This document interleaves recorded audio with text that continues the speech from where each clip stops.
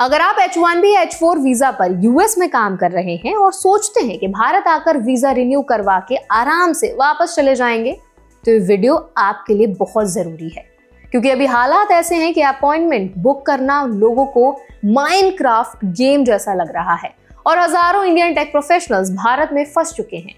आज की इस वीडियो में हम समझेंगे कि H1B और H4 वीजा अपॉइंटमेंट्स अचानक क्यों डिले हो रहे हैं, 15 दिसंबर के बाद ऐसा क्या बदला कि हॉलिडे सीजन में ट्रैवल करने वाले इंडियंस के प्लान्स पूरी तरह उलट गए हैं, यूएस गवर्नमेंट का ऑफिशियल स्टैंड क्या है, रूल्स क्या कहते हैं और इंडियंस इन द यूएस को अब किन बातों में एक्स्ट्रा केयरफुल रहना है।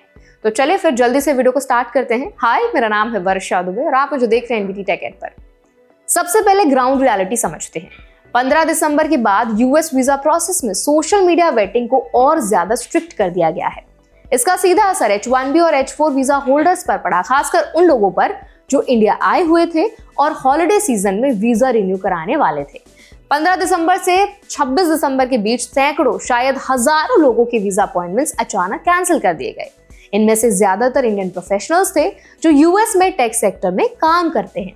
बहुत से लोग सालों से यूएस में रह रहे हैं, करियर वहीं बने हैं, फैमिलीज वहीं पे सेटल्ड हैं और इंडिया सिर्फ शादी, फंक्शन या पेरेंट्स से मिलने आए थे। किसी ने ये नहीं सोचा था कि अपॉइंटमेंट कैंसिल होने के बाद वापसी की डेट महीनों या सालों आगे चली जाएगी। यूएस स्टेट डिपार्टमेंट का कहना है कि अपॉइंटमेंट्स इसलिए डिले किए जा रहे हैं ताकि ये इंश्योर किया जा सके कि कोई एप्लीकेंट यूएस नेशनल सिक्योरिटी या फिर पब्लिक सेफ्टी के लिए रिस्क ना हो। यानी अब प्रायोरिटी फास्ट प्रोसेसिंग नहीं बल्कि डीप स्क्रूटनी है। यही वजह है कि पहले जहां फोकस वेट टाइम कम करने पर था, अब फोकस हर केस को डिटेल में वेट करने पर है। लेकिन इसका असर रियल लाइफ में बहुत भारी पड़ रहा है। इमिग्रेशन लॉयर्स के मुताबिक कई क्लाइंट्स इंडिया में स्टक हो गए हैं। हॉस्टन, अटलांटा और इंडिया के इमिग्रेशन अटॉर्नीज ने बताया कि उनके डजन्स नहीं बल्कि हंड्रेड्स क्लाइंट्स ऐसे हैं जो रिटर्न नहीं कर पा रहे। किसी के बच्चे यूएस में स्कूल में हैं, किसी की स्पाउस यूएस में जॉब कर रही है और कोई प्रोजेक्ट्स के बीच में कंपनी से दूर बैठा है। एक इंडियन इंजीनियर का केस बहुत कुछ बयां करता है। वो डेट्रॉइट के सबर्ब्स में रहता है और इंडिया सिर्फ एक शादी अटेंड करने आया था। उसके H1B रिन्यूअल्स के अपॉइंटमेंट्स 17 दिसंबर और 23 दिसंबर को थे, लेकिन अचानक उससे ईमेल आया कि अपॉइंटमेंट अब जुलाई 2 को शिफ्ट कर दी गई है। उसकी वाइफ H1B पर यूएस में है और 5 साल का बेटा वहीं रहता है।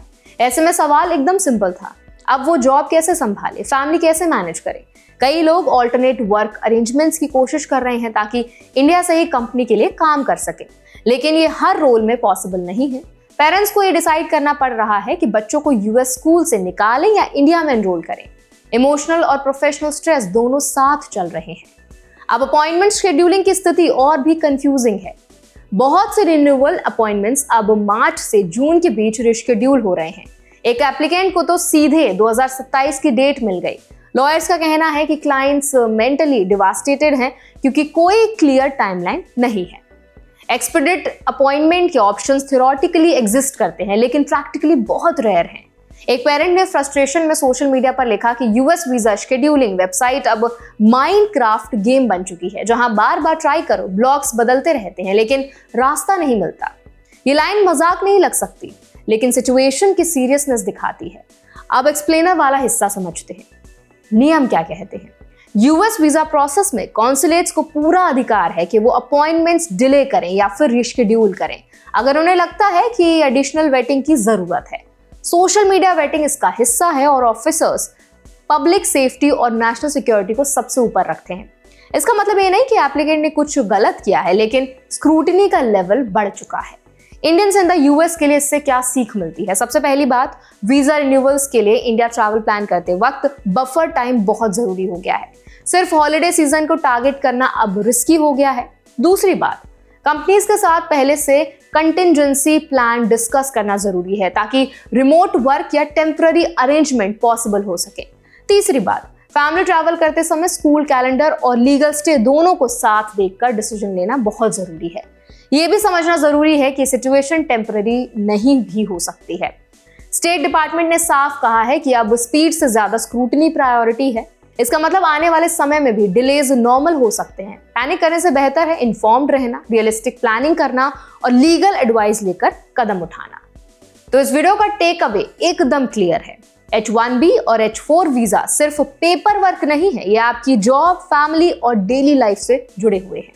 सिस्टम बदल रहा है, रूल्स का इंटरप्रिटेशन स्ट्रिक्ट हो रहा है और इंडियंस को पहले से ज्यादा केयरफुल और प्रिपेयर्ड रहने की जरूरत है।